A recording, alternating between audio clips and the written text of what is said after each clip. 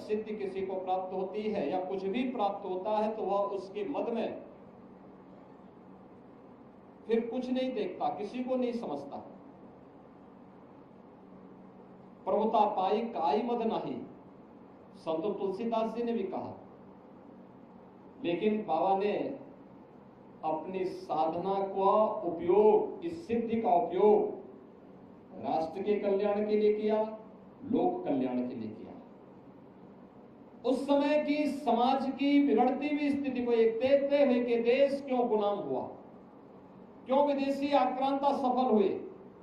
एक तरफ उन्होंने समाज को जोड़ने का काम किया, दलितों को, आदिवासियों को, वनवासियों को, गिरवासियों को बिना भेदभाव से मुक्त एक ऐसे समाज की स्थापना का अलग जगाया था जो एक अघोराचार्य को ही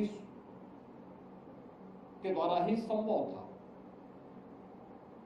एक योगी के द्वारा ही संभव था, एक संत के द्वारा ही संभव था। उच्च कुलीन परिवार में जन्म लिया, लेकिन उन्होंने कहा नहीं, छूत अस्पृश्यता के भाव को त्यागना होगा, तभी ये देश सुरक्षित हो पाएगा।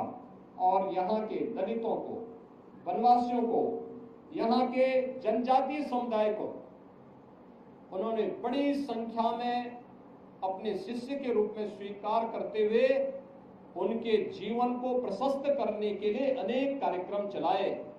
तो दूसरी तरफ मुगल आक्रांताओं को भी उन्होंने उस समय सबक सिखाने के लिए सांझा को भी डपट करके भगाने का काम किया था, जो उनके चमत्कार को देखने की प्रतीक्षा कर रहा था। उन्होंने विदेशी आक्रांता उस समय के जो शासक थे उनको फटकार लगाई थी। यानी ये चीजें दिखाती हैं एक संत और एक योगी सत्ता का गुलाम नहीं होता है, बल्कि वह अपने कदमों पर उन्हें चलने के लिए मजबूर करता है।